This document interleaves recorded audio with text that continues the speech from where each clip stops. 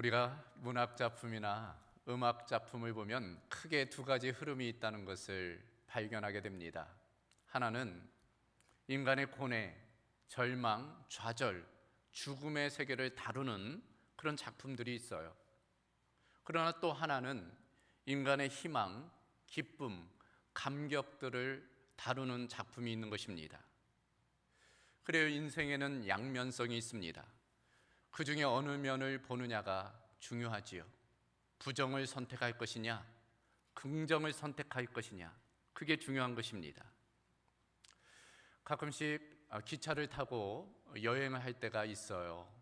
기차를 다 타봐서 아시겠지만 기차의 좌석이 다 정방향으로만 되어 있는 것이 아닙니다. 때로는 역방향으로 되어져 있는 것도 있고 또 그렇게 바꿀 수도 있어요. 친한 사람들과 함께 가다 보면 때로는 역방향으로 의자를 바꾸어서 서로 마주보고 여행할 때가 있습니다. 대화를 나눌 때가 있어요. 참 즐겁게 시간을 보내면서 가지만 그러나 어느 순간 느끼게 돼요. 역방향으로 계속 가다 보면은 참 피곤하다는 것을 느낍니다. 좀 더 쉽게 지친다는 것을 깨닫게 돼요. 사람의 생리적인 기능은 앞으로 가게 되어 있기 때문입니다. 그래서 뒤로 가는 것은 쉽게 피로를 가져다 주는 것이죠. 걷는 것도 앞으로 걷는 것은 얼마든지 걸을 수 있어요. 그러나 뒤로 걷는다는 것은 쉽지 않은 일입니다. 넘어질 수도 있고 쉽게 지치게 되는 거예요. 그래서 달리는 모든 것들은 앞으로 달리게 되어져 있습니다. 자전거도 그렇고 자동차도 그렇고 배도 그렇고 비행기도 마찬가지예요. 앞으로 나아가도록 되어져 있어요. 물론 필요에 따라 뒤로 갈 수 있도록 장치는 마련되어져 있지만 그렇게 한다는 것은 무리한 일인 것입니다. 매번 뒤로 간다는 것은 그건 무리한 일이라 할 수 있어요. 우리의 인생도 마찬가지입니다. 다가오는 미래를 보고 소망 가운데 사는 것이 좋아요. 아무리 과거가 좋고 화려했든지 아니면 그 반대로 어렵고 힘들었든지 과거를 되돌아보며 사는 것은 좋은 태도가 아닙니다.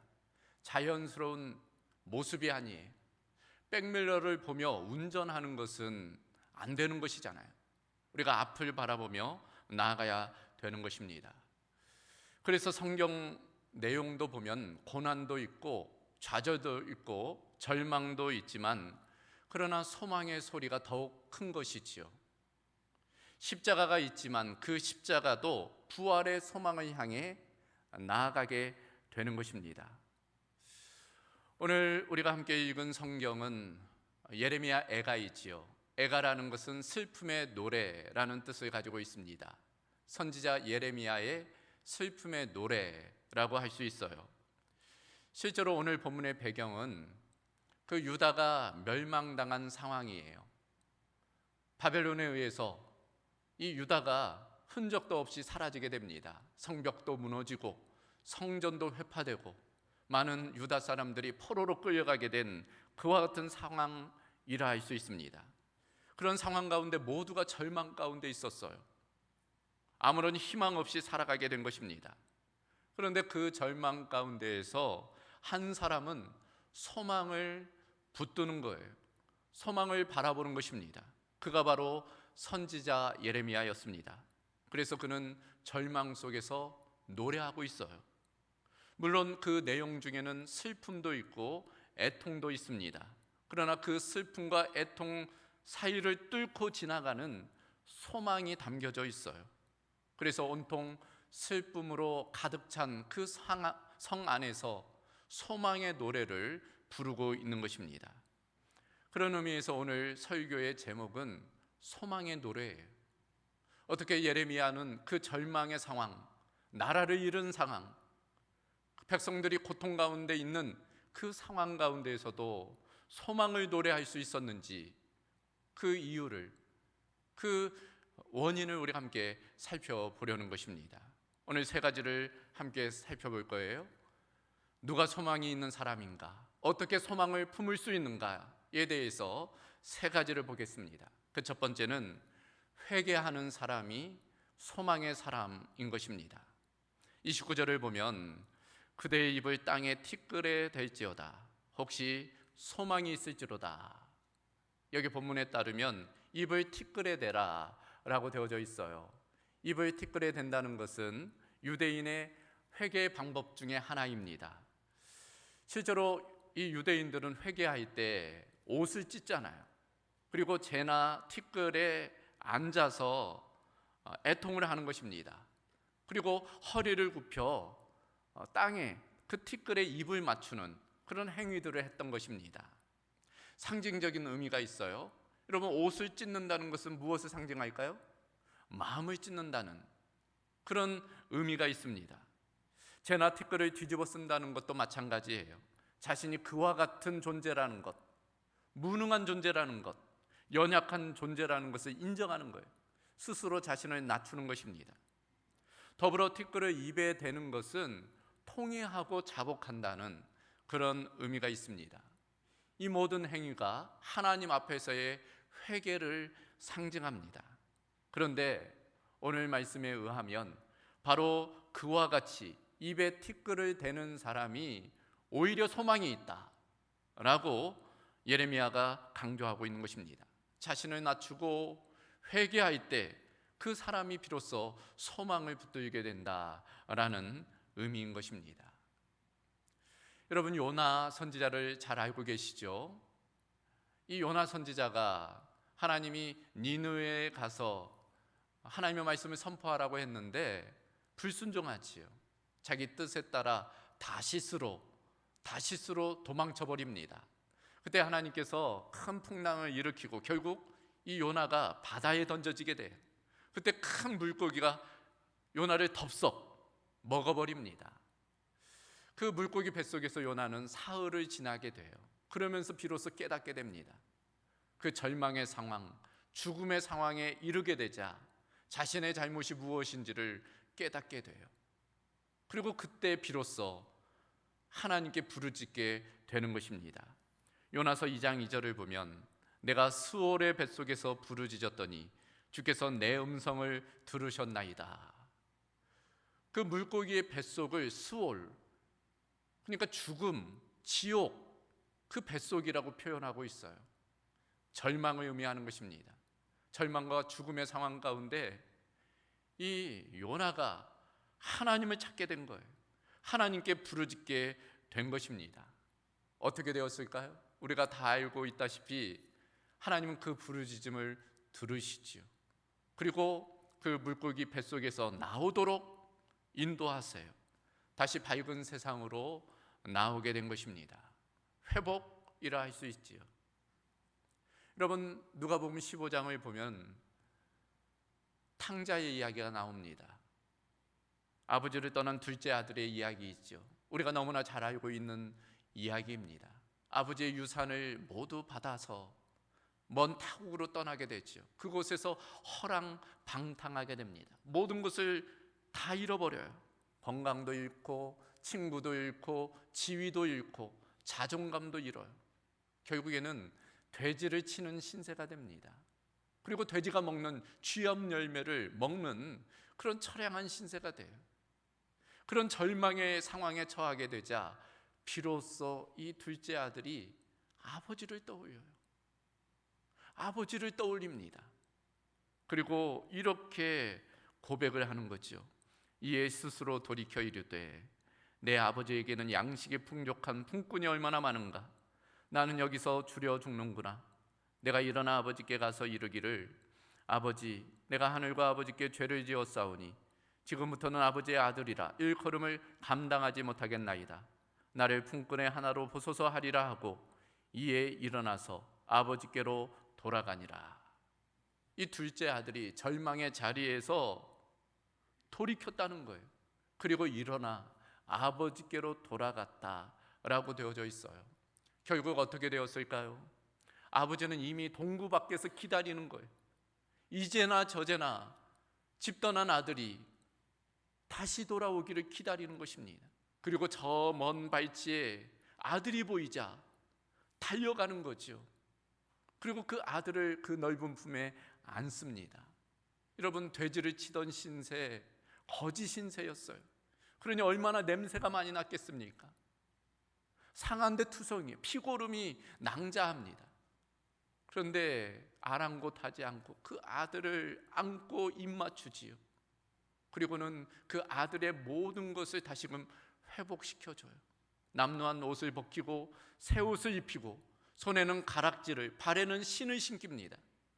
그리고 집에 돌아와서 아들을 다시금 찾은 기쁨에 큰 잔치를 벌이게 돼요. 그 아들은 결국 모든 것이 회복된 것입니다. 그래요, 절망 중에 우리의 최선이 무엇일까? 우리 인간의 최선이 무엇일까? 많은 것도 있겠지만 그러나 신앙적 관점에서 보면 하나님께 돌이키는 거예요. 회개인 것입니다. 아버지께로 돌이키는 것이 우리의 최선인 것이지요. 그래서 본문 예레미야는 호소하는 것입니다. 그대의 입을 땅에 티끌에 댈지어다. 혹시 소망이 있을지로다.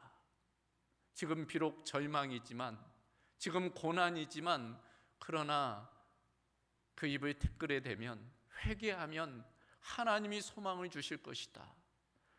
그 이스라엘 백성들에게 외치고 있는 것입니다. 그래요, 여러분, 오늘 말씀에 따르면 회개는 단지 속죄의 문제가 아니에요. 과거의 문제로만 끝나지 않습니다. 회개는 미래와 연결되어져 있어요. 죄는 우리의 소망을 방해합니다. 그러나 회개하면 소망을 다시금 붙들게 되는 거예요. 그러므로 회개는 소망의 문을 여는 열쇠라 할 수 있습니다. 여러분, 오늘 우리는 연말 주일을 보내고 있어요. 2021년의 마지막 주일입니다. 2021년을 지금 마무리하는 거예요. 우리가 한 해를 돌아보면서 잘한 일들도 있겠지만 그러나 실수한 일도 있을 거예요. 잘못한 일도 있을 것입니다.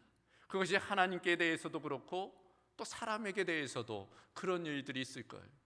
그런 일들에 대해서 그저 무심히 넘어가지는 것이 아니라 우리가 돌이킬 것은 돌이키고 또 해결할 것은 해결한다는 것 중요합니다.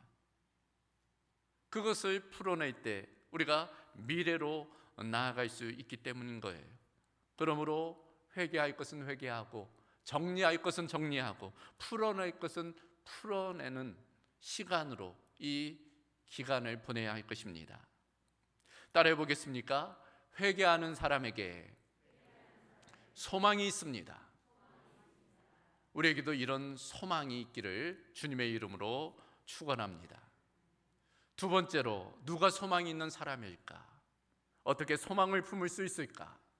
하나님의 마음을 이해하는 사람이 소망의 사람이라 예레미야 선지자는 말씀하고 있습니다. 그렇다면 예레미야가 고백하는 하나님은 어떤 하나님일까요?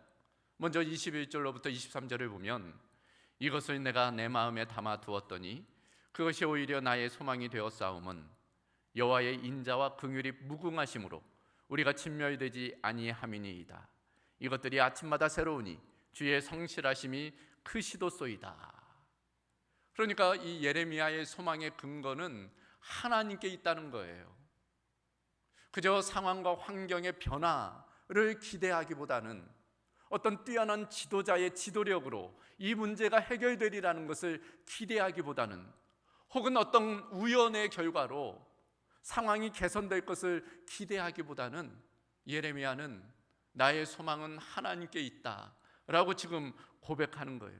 그리고 그 하나님은 인자와 긍휼이 무궁하신 하나님, 또한 성실하심이 크신 하나님, 아침마다 새로운 은혜로 베풀어 주시는 하나님이라고 지금 이야기하는 것입니다. 25절에서도 같은 맥락의 말씀을 하고 있어요.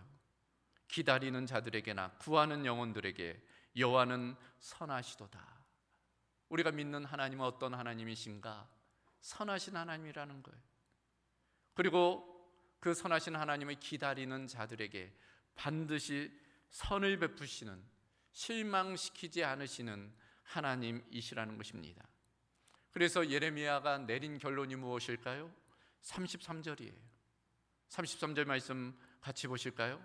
주께서 인생으로 고생하게 하시며 근심하게 하심은 본심이 아니시로다.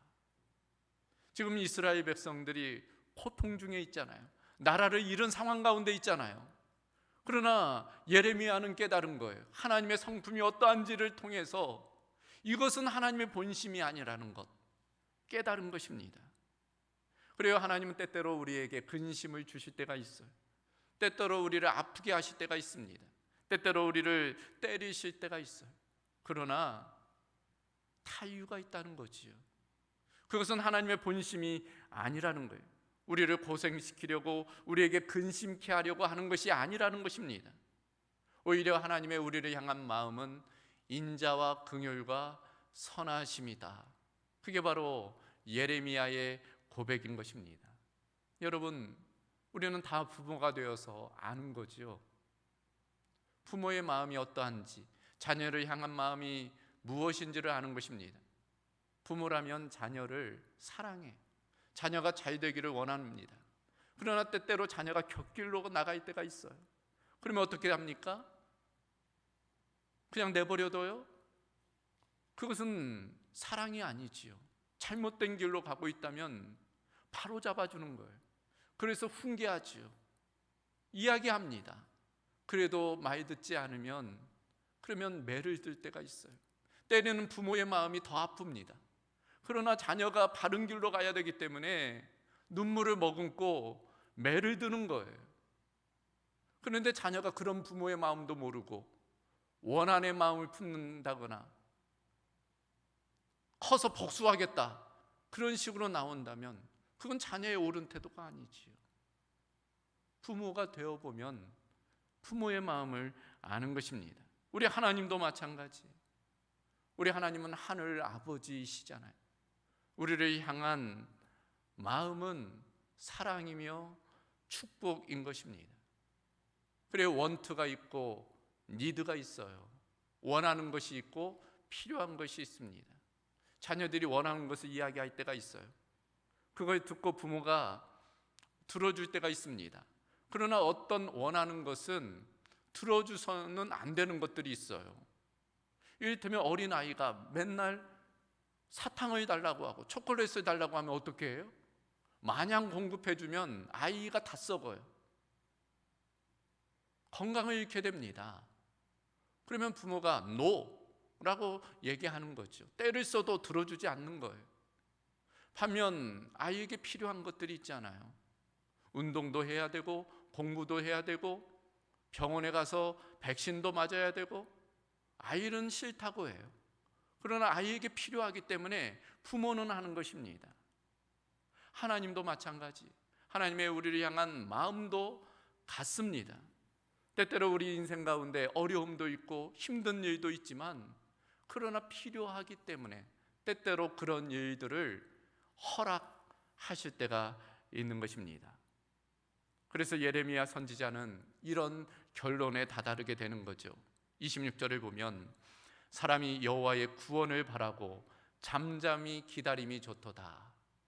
하나님의 우리를 향한 생각은 평안이고 축복이고 또 인자와 긍휼이기 때문에 그 하나님의 선하심을 믿고 잠잠히 기다리는 것, 그게 우리의 최선이라는 것입니다.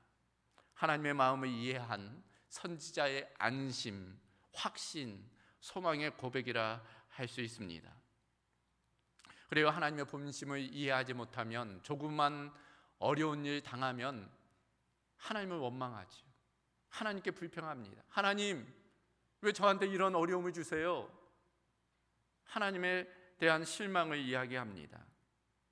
그러나 분명히 우리가 알아야 할 것은 우리를 향한 하나님의 마음은 사랑이라는 거예요.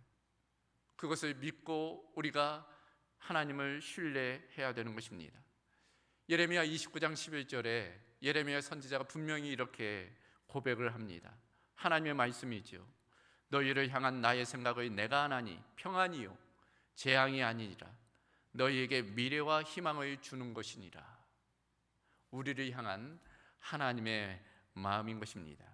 그 마음을 우리가 깨달아 안다면, 이해한다면 어떤 상황, 때로 고난의 상황이라 할지라도 절망하지 않는 거예요.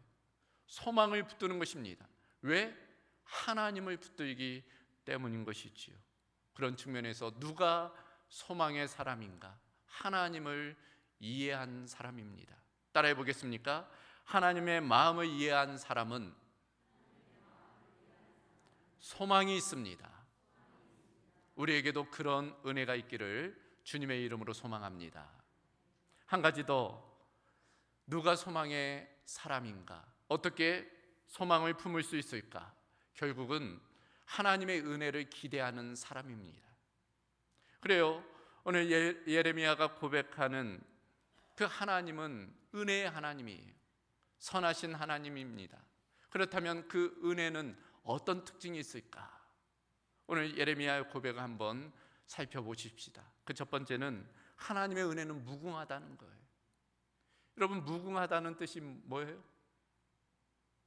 무궁하다는 것은 영원하다는 거예요. 끝이 없다는 것입니다. 지속된다, 그런 의미가 있어요.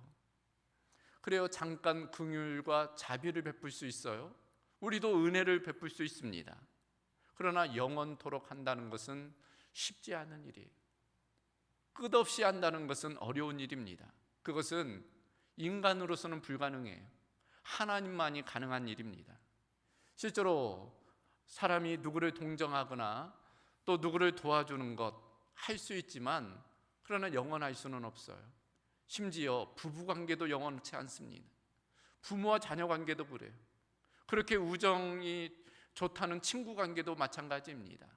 결정적인 순간에는 자기중심적이 될 때가 있어요. 인간은 누구나 그렇습니다. 타인보다 나 중심적이에요. 그런 측면에서 그 은혜가 무궁하다는 것, 그것은 우리에게 안정감을 주지요. 하나님은 마음을 변개치 않은 거예요. 하나님은 늘 한결같이 우리에게 은혜를 베푸신다라는 것입니다. 그 은혜를 기대하는 사람, 그 사람이 바로 소망의 사람인 것입니다. 더불어 하나님의 은혜는 어떤 특징이 있을까요? 그 은혜는 풍부하다는 그런 특징이 있습니다. 32절을 보면 그의 풍부한 인자하심에 따라 긍휼히 여기실 것임이라. 풍부한 인자하심이라고 되어져 있어요. 하나님의 은혜의 풍요성입니다. 여러분, 우리는 지금 풍요의 시대를 살고 있어요. 우리 어르신들은 더 느끼시겠지만 과거에 비해 지금 얼마나 풍족합니까? 얼마나 많은 것을 누리고 사는지 몰라요. 그러나 모두가 그 풍요를 누리는가? 그것은 다른 차원이지요. 우리나라만 해도 빈부의 격차가 심해요. 오히려 심화되고 있습니다. 부익부 빈익빈이 더 심화되고 있어요. 세계는 어떨까요? 세계도 마찬가지예요. 세계도 마찬가지입니다. 요새 백신 불평등에 관한 이야기를 하잖아요. 선진국들, 거기는 백신이 남아돌아요. 그래서 기한이 넘어서 백신을 폐기 처분합니다. 수백만 회분, 수천만 회분이 그냥 버려지고 있어요. 그런데 제3세계 후진국들은 백신이 없어요. 구경도 못합니다. 우리 시대는 자원과 식량이 여전히 부족해요. 분배의 문제도 있고 여러 가지 구조적인 문제가 있습니다. 그러나 더 심각한 문제가 무엇일까요? 우리의 자비와 사랑은 더 부족하다는 거예요. 물질의 문제가 아니라 마음의 문제라는 것입니다. 그래서 세상은 더 각박해지고 전투적이고, 그래서 많은 갈등과 다툼, 분쟁이 일어나는 것입니다. 그러나 예레미야가 고백하는 하나님은 아니라는 거예요. 하나님은 그 은혜가 풍부하다는 것입니다. 그 자비에 한계가 없다는 거예요. 하나님의 은혜는 모두에게 나눠주고도 남음이 있다는 거예요. 경쟁할 필요도 없어요. 다툴 필요도 없습니다. 우리가 그 하나님의 은혜에 머물면 그 은혜를 풍족하게 누릴 수 있는 거예요.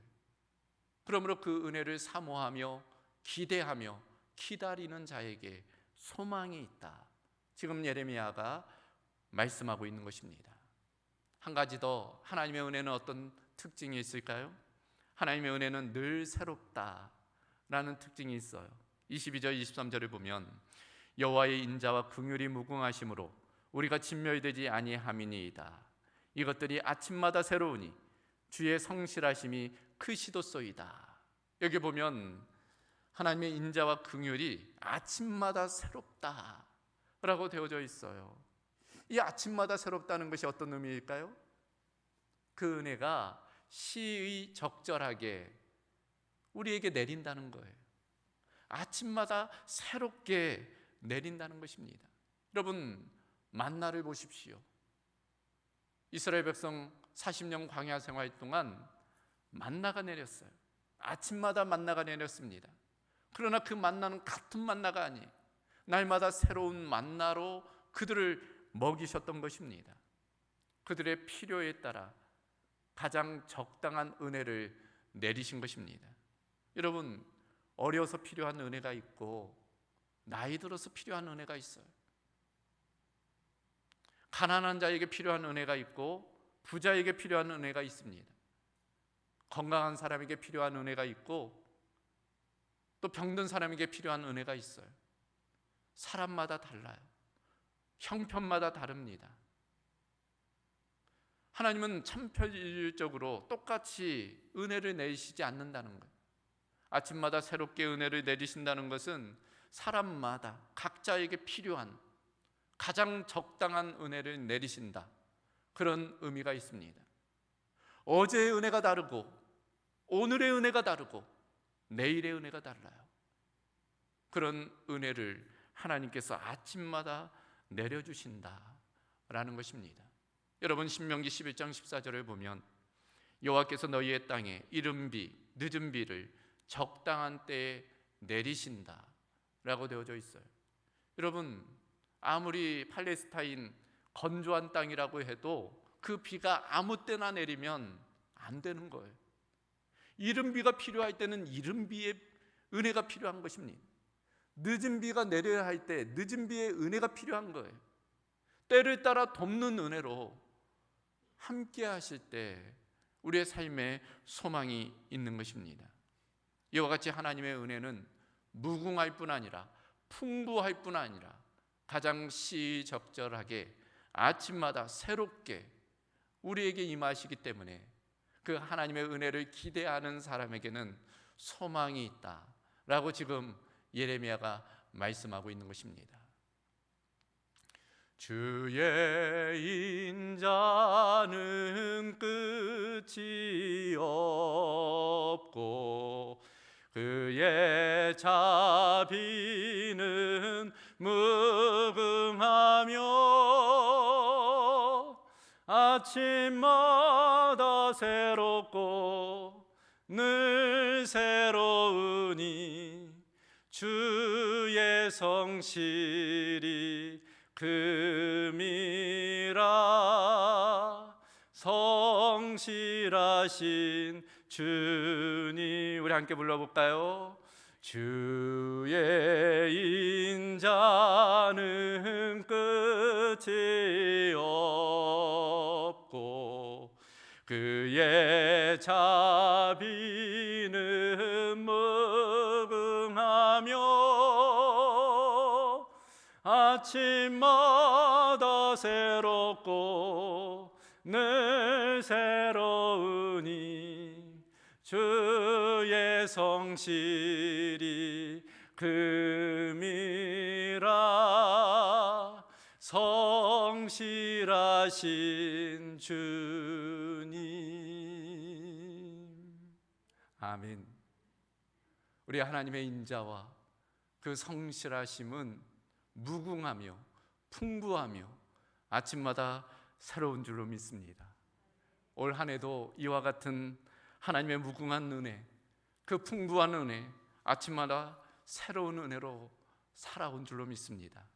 그 은혜를 우리가 기억하고 또 그 은혜를 기대하며 연말을 또 새해를 맞이하는 저와 여러분이 되어야 할 줄로 믿습니다.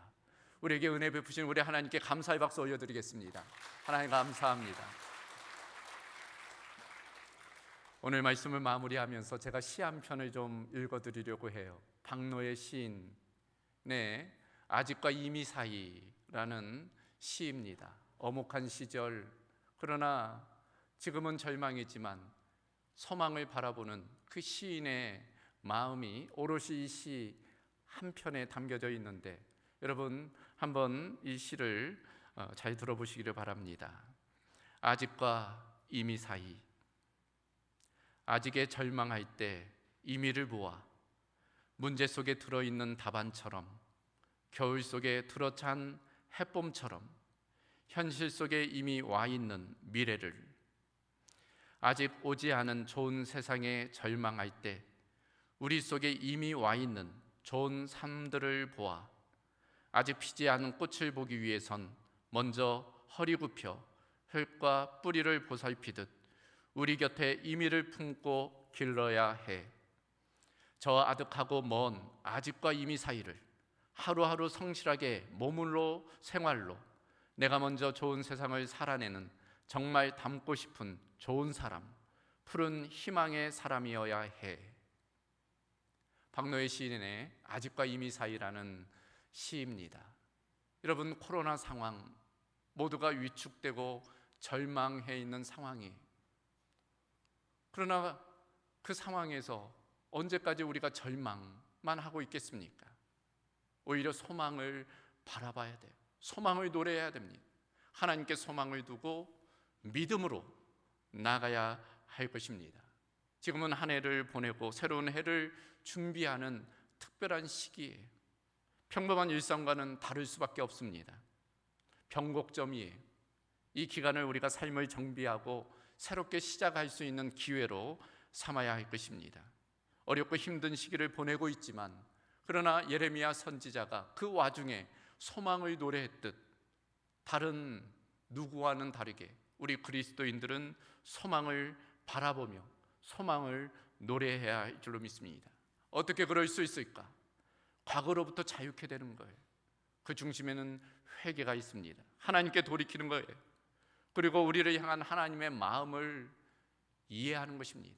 우리를 향한 하나님의 마음이 은혜이며 축복이라는 것, 생명과 평안이라는 것을 인정하는 거예요. 그리고 그 하나님께 소망을 두고 기대하며 믿음으로 나아가는 것입니다. 이것이 한 해를 보내고 다시 한 해를 맞이하는 우리 믿는 이들의 삶의 태도가 되어야 할 줄로 믿습니다. 하나님의 은혜와 축복이 우리 모든 공도 가족과 우리 교회 가운데 풍성할 수 있기를 주님의 이름으로 소망합니다. 하나님 감사합니다. 오늘 2021년도 마지막 연말 주일을 맞아 소망의 노래를 부르게 하심을 감사합니다. 상황적으로 환경적으로 어렵고 힘든 상황이지만, 그러나 우리가 하나님께 소망을 두고 오히려 소망을 노래케 하시니 감사합니다. 우리가 과거로부터 자유케 되며 또 열린 미래를 향해서 소망의 발걸음을 내딜 수 있도록 날마다 주 성령께서 우리의 마음을 주장하여 주시고 또 이끌어 주시며 인도하여 주시옵소서.